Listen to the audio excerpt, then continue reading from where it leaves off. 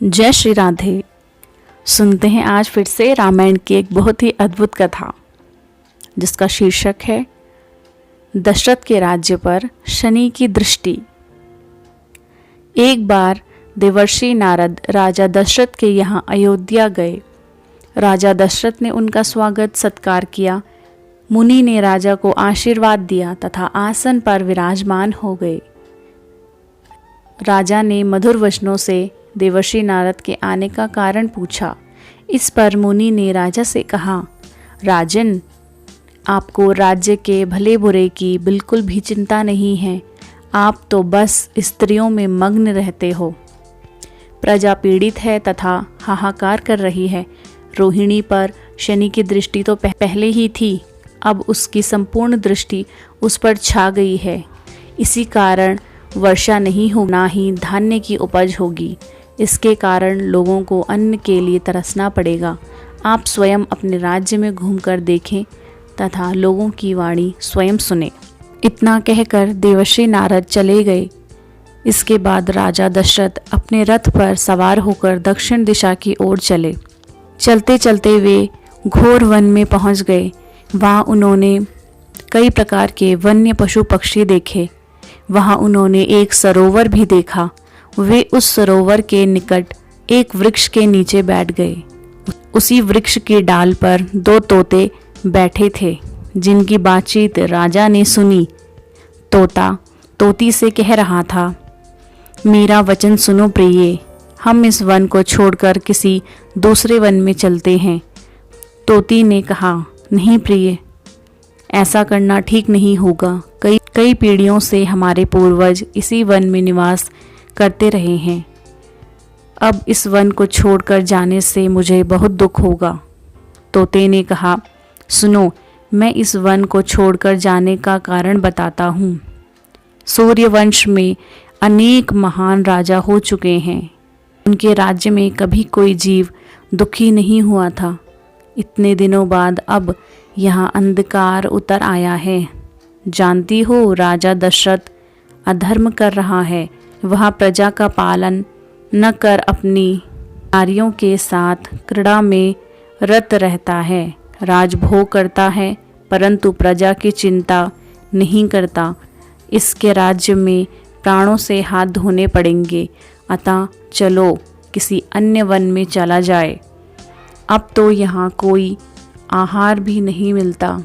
5 वर्ष तक राज्य में वर्षा नहीं होगी। दशरथ राज्य के सुख दुख से अनभिज्ञ हैं, इसलिए मैं तो अब यहाँ से जाने का निश्चय कर चुका हूँ। इतना कहकर जैसे ही तोते ने पेड़ से नीचे देखा तो वहाँ राजा दशरथ को बैठे पाया।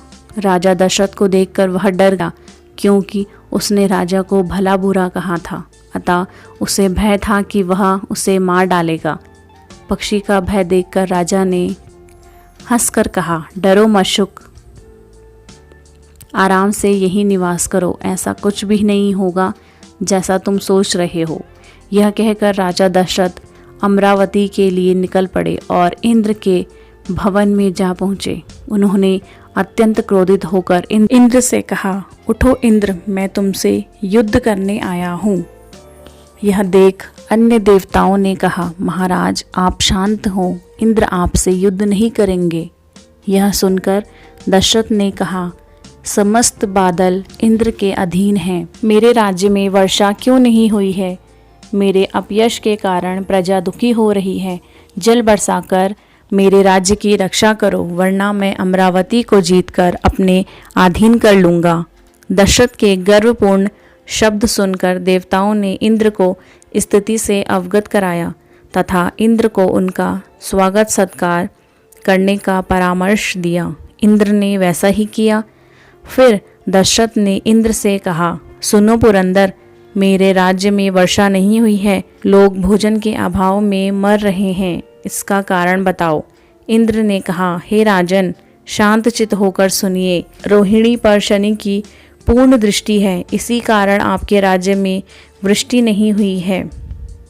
हे महारथी, तुम शनि के पास जाओ, उससे कहना कि रोहिणी पर दृष्टि डालनी छोड़ दे, तभी तुम्हारे राज्य में वर्षा होगी। इंद्र के वचन सुनकर दशरथ रथ पर सवार होकर शनि की ओर चल पड़े।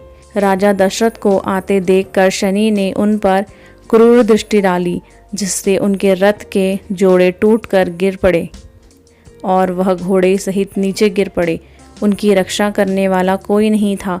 गरुड़ के बेटे जटायु ने उनको आकाश से धरती पर गिरते देखा। उसने सोचा कि राजा के धरती पर गिरने से उनकी हड्डियां चूर चूर हो जाएंगी, अतः मैं राजा दशरथ को अपने पंख पसार कर रोक लूं, इससे संसार में मेरा यश फैल जाएगा। यह सोचकर जटायु ने अपने पंख फैला दिए। राजा दशरथ उन पंखों पर घोड़े समेत आ गिरे। कृतज्ञ राजा दशरथ ने पक्षीराज जटायु का बहुत सम्मान किया और कहा, हे पक्षीराज, तुम बहुत बलवान हो, तुम महान हो। आकाश से गिरकर मैं यमपुरी जा रहा था, परंतु तुमने मेरी रक्षा की। तुम्हारे इस उपकार से मैं कभी ऋणी नहीं हो सकता। तदुपरांत राजा दशरथ ने पुनः रथ जोड़ा और उस पर सवार हो गए। उसी रथ से राजा दशरथ पुनः अमरावती पहुँचे तथा शनि के पास गए। शनि ने भी अपने सामने राजा दशरथ को देखकर सोचा, यह तो एक अभूतपूर्व चमत्कार है कि राजा दशरथ पुनः आ गए हैं। यह अवश्य अत्यंत पुण्यवान हैं जो मेरी दृष्टि पड़ने पर भी जीवित रहकर पुनः यहाँ आ पहुँचे हैं। इनके घोड़े भी बच गए हैं। मेरी दृष्टि जिस पर भी पड़ जाए उसे यह यमदंड की भांति पूर्ण रूप से नष्ट कर देती है, लेकिन यह तो मेरी कोप दृष्टि से निस्तार पाकर आ गए हैं। यह महाबली और तपस्वी हैं। इनके भाग्य का कोई अंत नहीं है। मेरी कुदृष्टि को झेलकर भी मेरे सामने उपस्थित हुए हैं। मैं अपने को धिक्कारता हूँ। फिर राजा दशरथ से उसने कहा, हे महाबाहु, मेरे सामने से हट जाओ, तुरंत रथ लेकर मेरे पीछे खड़े हो जाओ। शनि के वचन सुनकर दशरथ सामने से हट गए तथा पीछे जाकर खड़े हो गए। यह देखकर शनि प्रसन्न हुआ और बोला, राजन, ध्यान से मेरी बात सुनो। मेरी दृष्टि के सामने जो भी आएगा उसका कभी कल्याण नहीं होगा, उसका विनाश हो जाएगा। तुम मेरे सम्मुख रथ आरूढ़ होकर आए थे, लेकिन विपरीत ही हुआ। मैं चकित हूँ कि ऐसा कैसे हुआ। हे राजन, तुम्हारे इस साहस की कोई सीमा नहीं है। इस प्रकार शनिदेव ने राजा का साहस देखकर उनकी बार बार प्रशंसा की।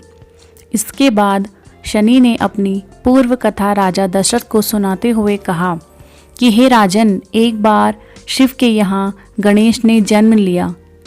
उनके निवास पर सभी देवता बधाई देने पहुँचे। केवल मैं ही मन में यह सोचकर नहीं गया कि मेरे वहाँ जाने पर बहुत बड़ी दुर्घटना हो सकती है। मुझे उन देवताओं के सम्मुख में अनुपस्थित पाकर पूजनीय पार्वती ने देवताओं से पूछा, मेरे स्थान पर सभी देवता उपस्थित हुए हैं परंतु शनि नहीं आया, क्या वह कुपित है? देवी ने मेरे पास दूत भेजा। दूत ने कहा, हे शनिदेव, तुम कैलाश पर चलो। फिर मैं वहाँ चला गया। मुझे देखकर पार्वती ने कोप त्याग दिया। सभा में घुसते ही मैंने गणेश का पूरा सिर देख लिया। उसी क्षण उसका मुंड कटकर अदृश्य हो गया। यह देखकर मैं बहुत चिंतित हुआ। देवताओं में हाहाकार मच गया। पार्वती भी अत्यंत व्याकुल हो उठी। सभी देवता गणेश का सिर ढूंढने लगे पर वह किसी को नहीं मिला। पार्वती ने देवताओं से अपने पुत्र के सिर न होने का कारण पूछा तो देवताओं ने कहा, हे माता सुनो, तुम्हारे पुत्र का जन्म शनि की दृष्टि में हुआ है। फिर शनि ने आकर उस पर दृष्टिपात भी किया है, इसी से उसका सिर कट गया है। देवताओं के यह कहने पर देवी पार्वती कुपित हो गई तथा क्रोध में मुझे मारने के लिए दौड़ी। यह देखकर देवताओं ने देवी की स्तुति की और कहा, देवी, शनि का सृजन भी आपने किया है। देवता लोग भी आपके ही द्वारा सृजित हुए हैं। देवताओं की स्तुति सुनकर देवी प्रसन्न हो गई। तब देवताओं से उन्होंने कहा, तुरंत प्रयत्न करो तथा मेरे पुत्र का सिर ले आओ, तभी मैं शनि को प्राण दान दूंगी। पवन देव ने कहा, हे माँ, क्रोध त्याग दो, मैं अभी आपके पुत्र का सिर लाकर देता हूँ। यह कहकर पवन देव वहाँ से तुरंत चले गए। रास्ते में पवन देव ने देखा कि ऐरावत उत्तर की ओर मुख करके सोया हुआ है। देवता उसका सिर काट ले आए तथा उसे गणेश की गर्दन से जोड़ दिया। तभी से उनका नाम गजानन पड़ गया। पुत्र की गजानन आकृति देखकर देवी पार्वती अत्यंत प्रसन्न हुई, परंतु इंद्र ऐरावत को सिर रहित देखकर बहुत दुखी हुआ। के बाद देवताओं ने मिलकर ऐरावत को पुनर्जीवित कर दिया। शनि ने आगे कहा, मेरी ऐसी दृष्टि के सम्मुख राजन तुम अक्षत बने रहे तथा पुनः मेरे सामने आ गए। इसका कारण यह है कि तुम भी उसी सूर्यवंश में उत्पन्न हुए हो, इसलिए तुम मेरे सम्मुख पहुंचकर भी सुरक्षित हो। अब तुम जो चाहो वर मांग लो। राजा दशरथ ने कहा, तुम रोहिणी पर से अपनी दृष्टि हटा लो, तभी मेरे राज्य में वर्षा होगी। शनि ने ऐसा ही किया। राजा दशरथ अयोध्या लौट आए और फिर उनके राज्य में खूब वर्षा हुई। धन्यवाद। कमेंट बॉक्स में ज़रूर बताएं आपको यह कहानी कैसी लगी। राधे राधे। आपका दिन शुभ हो।